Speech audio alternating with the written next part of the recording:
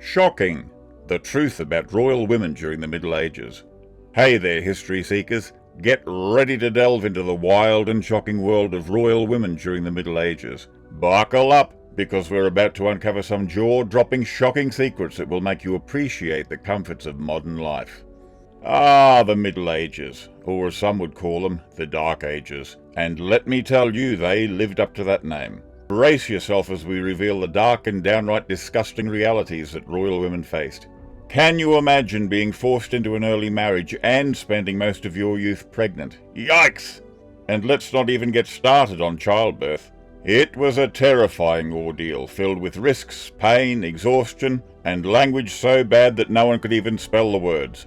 Those poor midwives weren't always well trained, but they sure knew how to handle true life emergencies. Just ask Henry VIII's unfortunate third wife, who tragically died soon after giving birth. But wait, there's more. We'll also explore the shocking world of prostitution, the prevalence of STDs, and even cringeworthy punishments like the infamous walk of shame. It's enough to make your jaw drop. So, are you ready to be shocked and intrigued? Let's dive right into the truth about royal women during the Middle Ages. But before we do, don't forget to hit the like button. Those royal women from the Middle Ages would have wanted it that way.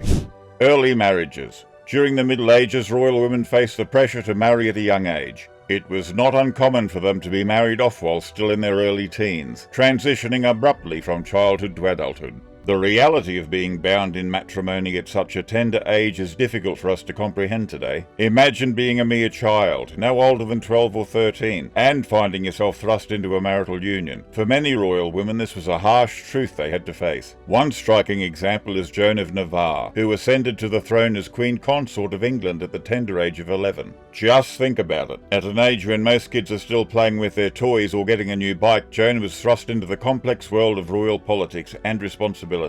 How did she navigate such a role at such a young age? What challenges did she face? And what about her personal dreams and aspirations?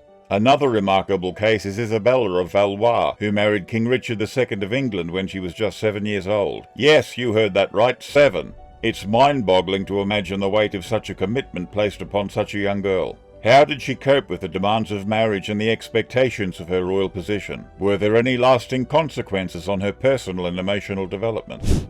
Pregnancy and childbirth. Tragically, Isabella's story took a heartbreaking turn as she passed away at the age of 20 while giving birth to her daughter, Jean. Isabella's life was cut short at the very threshold of maternity, leaving a void in the hearts of those who had hoped for a joyous celebration of new life. In the Middle Ages, women faced numerous challenges related to pregnancy and childbirth. Due to the frequency of childbearing, women of that era typically had fewer periods. The process of giving birth itself was known for its excruciating pain, which was compounded by the fact that women often gave birth almost every year. In contrast to our modern times, where we have access to fetal monitoring, ultrasound scans, and epidurals, the risks associated with pregnancy and childbirth were alarmingly high during the medieval period. Breech presentations, where the baby's position is buttocks or feet first, often prove fatal for both the mother and the child. Labour could extend for days or even weeks, pushing women to the brink of exhaustion and unbearable pain.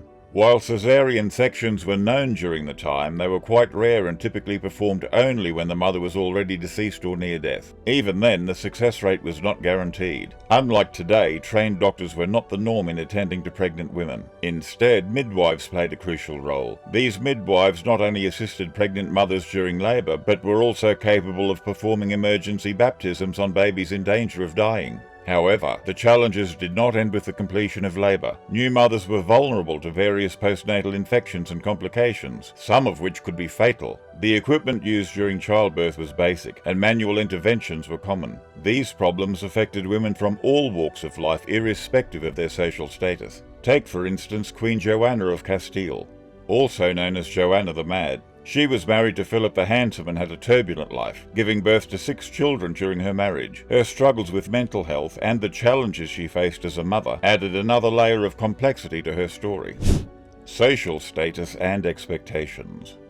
Royal women, although belonging to the upper echelons of society, were bound by a complex set of expectations. They were expected to be the epitome of grace, virtue, and all things womanly. However, their roles extended far beyond merely being pretty faces. Let me introduce you to a fascinating example. Queen Isabella of Castile. Not only was she a formidable queen consort, but she also displayed remarkable political prowess.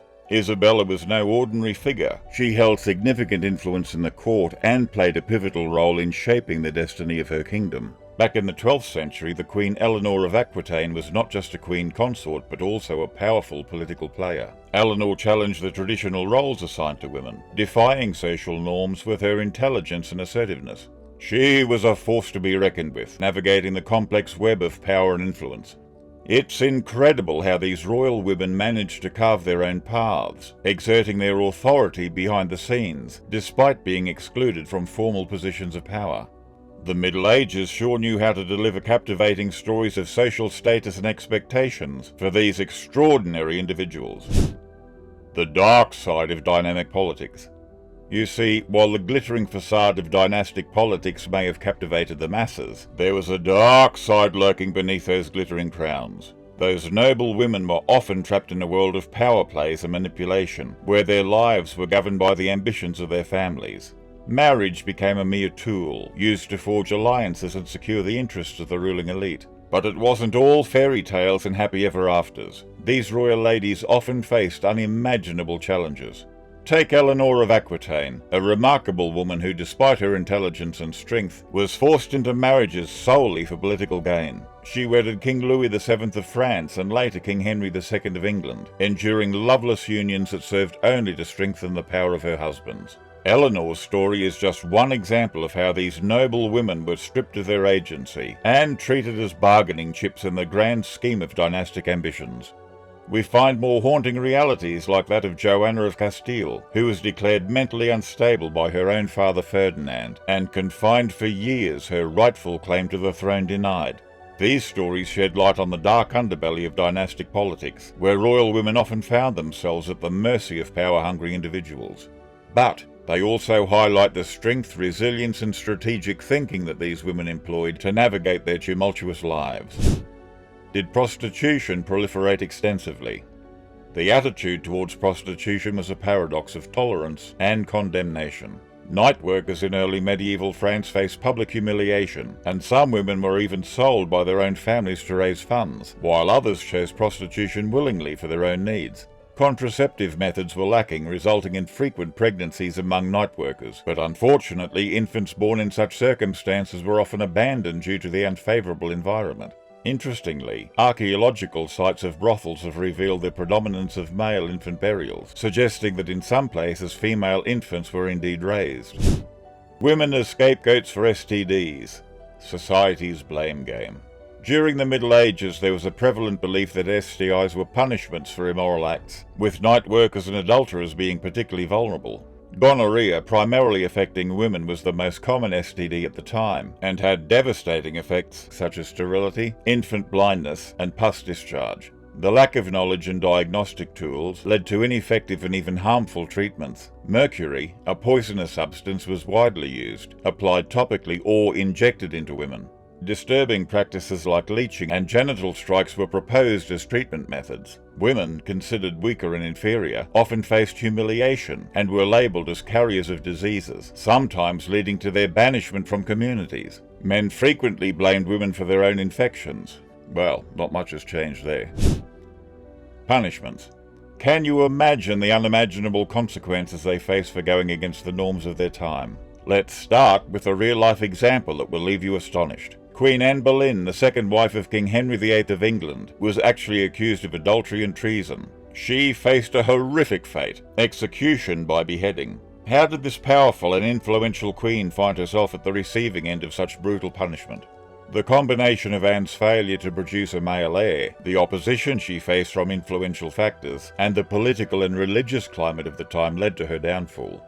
Despite her power and influence as queen, she found herself at the receiving end of a brutal punishment, execution by beheading, highlighting the vulnerability and dangers faced by even the most influential royal women during the Middle Ages. But it doesn't end there. Royal women could face other forms of punishment as well. Take Queen Isabella of France, known as the She-Wolf of France. She was accused of having an affair and conspiring against her husband, King Edward II of England. As punishment, she was exiled and spent the remainder of her life imprisoned. Now, here's a thought-provoking question. How did these punishments impact the perception and power of royal women? Did it deter others from challenging societal norms, or did it fuel rebellion and defiance? It's important to note that the severity of punishments varied, depending on the circumstances and the monarch's whims, from public humiliations and imprisonment to even more gruesome forms of execution. Royal women were not exempt from the harsh realities of medieval justice. How did they navigate the constant threat of punishment while trying to assert their influence and maintain their positions? Royal women in the Middle Ages navigated the constant threat of punishment by leveraging strategic alliances, employing diplomacy and cunning, cultivating their spheres of influence, and carefully adhering to social expectations. These strategies allowed them to assert their power and maintain their positions in a challenging and often treacherous environment. And that concludes our journey into the shocking truths about royal women during the Middle Ages on History Bizarre. We hope this video left you in awe of the untold stories and hidden realities of these remarkable women. Which aspects of royal women's lives during the Middle Ages shocked you the most? Were you surprised by the social expectations they faced? Leave your thoughts and comments below, and don't forget to hit that like button if you enjoyed this video. If you haven't already, make sure to subscribe to History Bizarre for more captivating content that delves into the fascinating mysteries of the past. Thanks for watching.